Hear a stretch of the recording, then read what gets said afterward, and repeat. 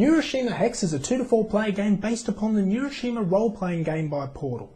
Unfortunately, the RPG is currently not available in English, but I'm hoping it will be available in English soon because I, for one, would really like to read it.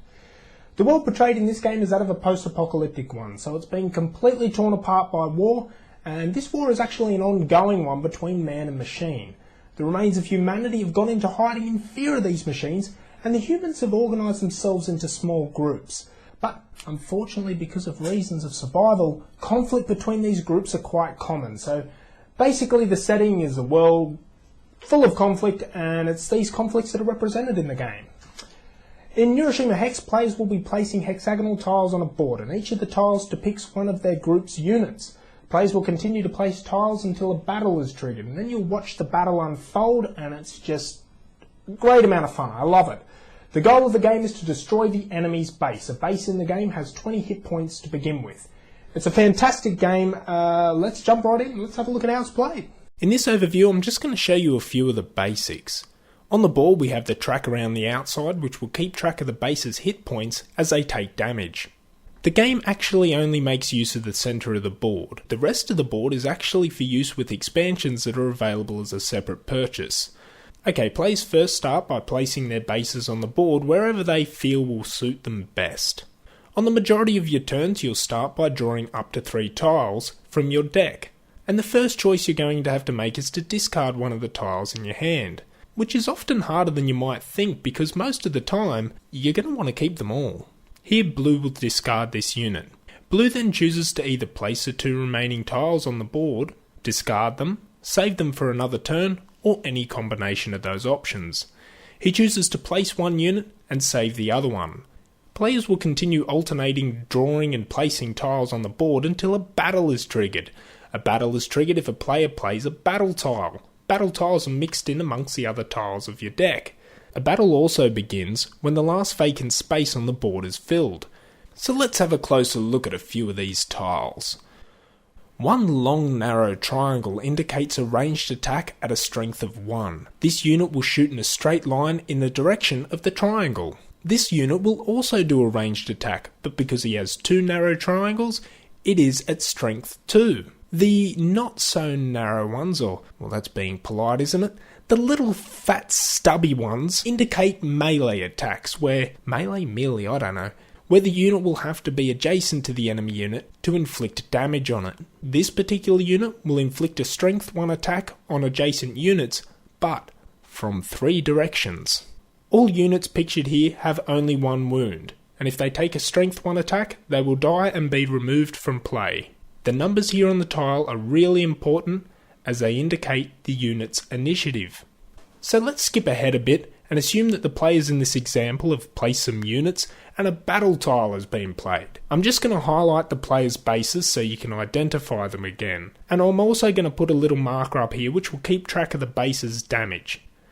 Each group's base will actually give a benefit of some sort to its adjacent units.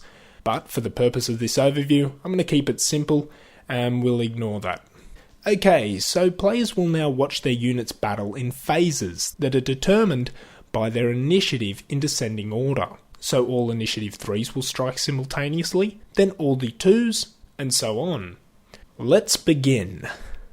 These 2 tiles are the only initiative 3s on the board, and they will act simultaneously with their ranged attacks. The blue player will shoot the green player here, but because the green player was also an initiative 3, and they act simultaneously, the green player will still get his shot off. All units here have only 1 wound, so both wounded units are destroyed. And that's it. Time for initiative 2s. The blue unit at the bottom has a strength 2 melee attack, inflicting 2 damage on the green player's base. But the green player's initiative 2 unit up the top will also inflict 2 damage on the blue player's base. With no initiative 1s on the board, that's the end of a very small battle, and players will begin drawing and placing tiles again. Now you may be able to see, but whilst it's a very small playing area, it's quite hard to keep tabs on all your units, let alone all your opponent's ones as well.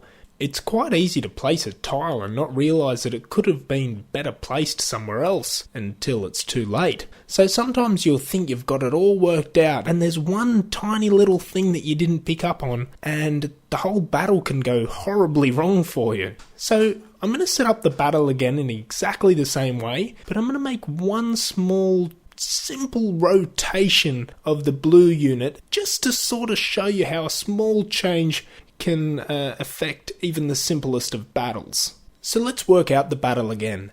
Initiative 3s, fire! And the Initiative 3s kill the units in front of them with their ranged attacks. However, the blue unit that we moved has killed a different unit than in the battle before. So, on to Phase 2. All Initiative 2s, attack! Hang on, there's only one now. And it does 2 damage on the green's base. With no Initiative 1s, that's the end of the battle. See how such a small change has changed the outcome of the battle? The same amount of units were killed, but blue has no damage to his base. The slightest little things make such a big difference in this game, and it's one of the greatest things about this game. This is a great 2-player game. I would even go as far as saying that I would prefer to play this with 2 players than I would with 3 or 4 players. The 3-player game, a player can be eliminated and the other participants will continue on to determine the winner. This didn't bother me, and I am usually the first victim to be eliminated, I'll tell you that much, but I do know some people in my group that would be bothered by that aspect of a 3-player game. The 4-player game introduces team play. Wasn't my sort of thing, I didn't like it at all, and I'll tell you my experience with it. In our 4-player game, the teammates wanted to discuss their turns, and I understand that and I expect it. It is, after all, team play. But it's the result of those discussions that ruined the best part of the game for me. Because players were dissecting the board in such detail, out loud every turn, it took all the suspense away from the battle. And when a battle actually came around, because you basically knew what was going to take place already, it just kind of took the suspense and excitement away from the battles, and you played the game for the battles. You see, in a 2 or 3-player game, the players do all the dissecting of the board in their heads. Your strategy and tactical decisions is not the sort of thing you're necessarily going to want to discuss with your opponent, is it? So, when a battle is about to start in a 2 or 3-player game, the suspense is really evident. It's one of those games, the second a battle begins, every player leans over the board or gets out of their seats. They want front row tickets. They really want to see what's about to take place. They want to know, did they miss something in setup? How will that last tile placed by their opponent affect the battle? They want to see the results of their decisions. It seems, in a 2 or 3-player game, it has everyone on edge from the first initiative phase to the last. And the suspense is one of the most exciting things about this game for me, and one of the reasons it's getting a lot of play. And I didn't get the suspense or the excitement from the 4-player game at all. And look, I'm aware that it may have just been the group that I was playing with, but so far that's been my experience with the 4-player game. But I don't want to harp on too much about that aspect of the game, because there was a lot that I really did enjoy. The 2 or 3-player games I enjoyed to their maximum. I absolutely adore it. With a single game taking 30 minutes, this game is on the table most of the time for no less than 2 hours. It gets repeated plays, rematches are commonly requested and very rarely denied. The army that I like to play most is the blue one, ball gun, and I'm really trying to work on mastering them at the moment. My mate that I play this most with is working on mastering Moloch, the red ones. And we're just having a lot of fun with it as we get to know the armies. And with 4 armies included to play with and to try and master, it has exceptional replay value for us.